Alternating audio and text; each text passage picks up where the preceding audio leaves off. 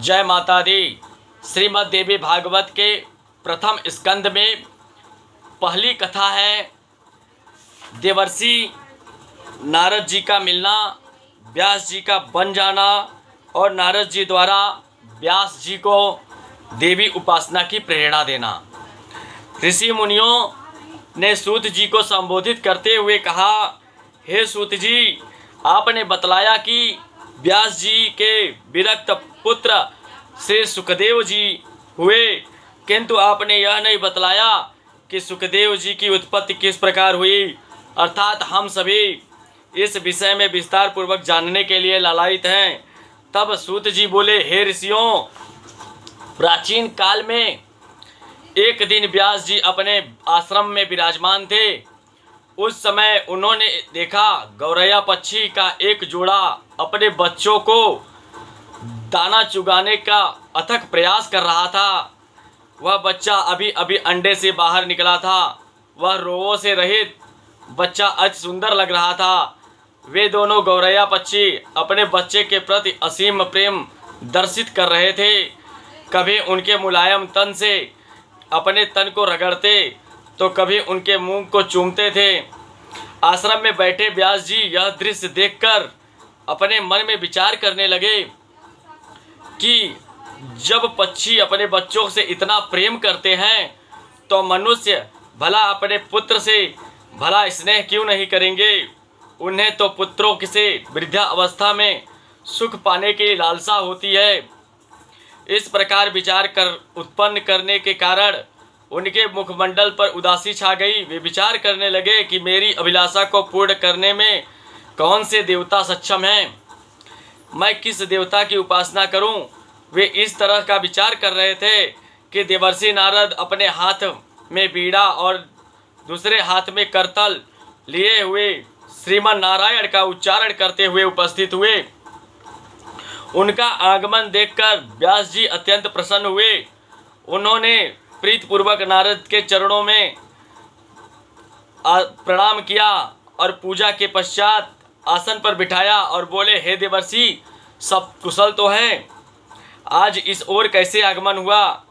तब नारद जी बोले, हे ऋषिवर, हम तो स्वच्छंद विचरण करने वाले बाल ब्रह्मचारी हैं।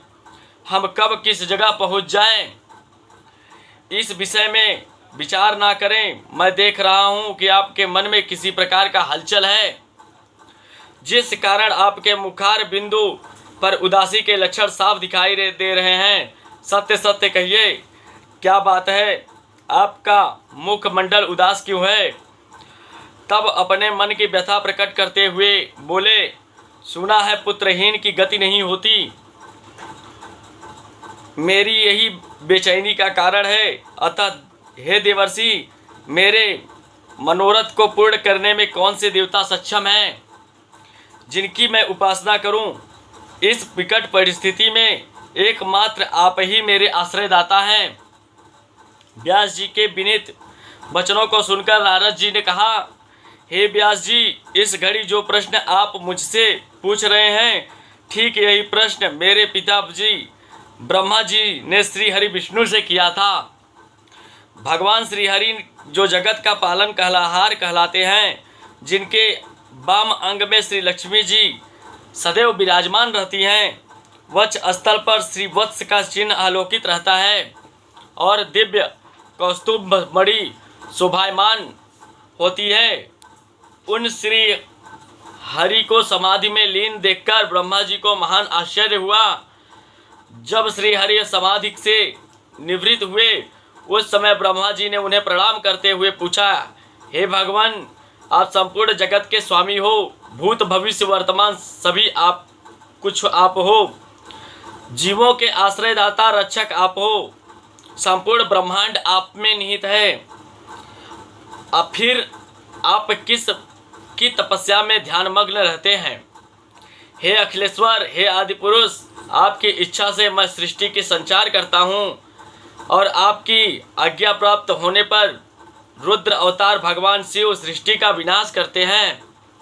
सूर्य चंद्र नक्षत्र तारे आदि सभी आपकी आज्ञा का पालन करते हैं। फिर ऐसी कौन सी शक्ति है जिसकी आप आराधना कर रहे थे?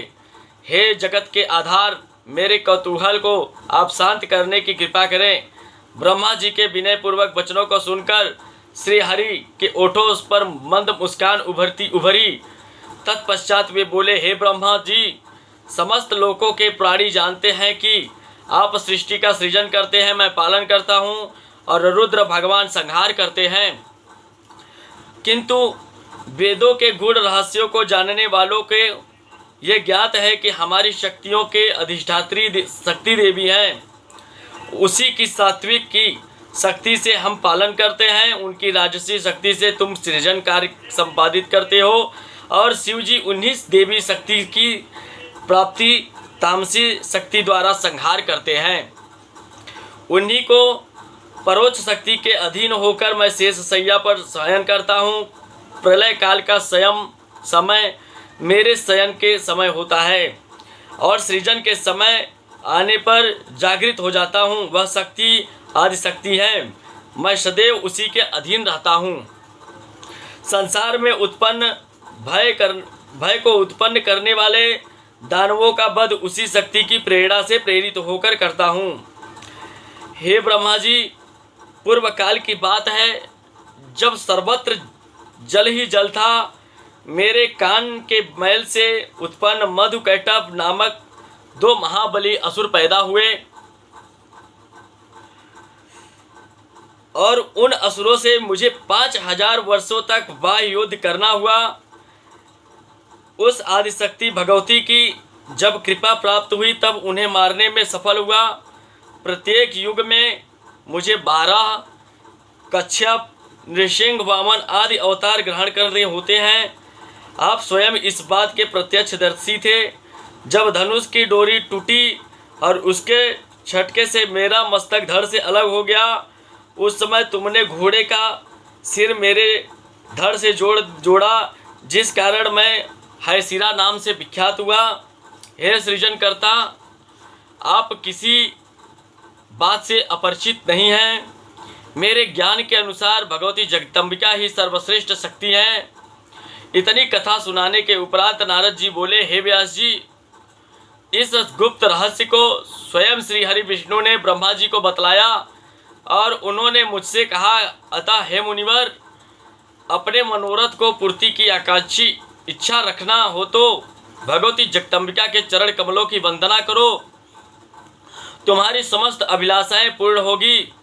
इस प्रकार व्यास जी को उपदेश करके देवर्षि नारद प्रस्थान कर गए, और व्यास जी भगवती के चरण कमलों को अपने हृदय में बसाकर आराधना करने में लीन हो गए। जय माता दी।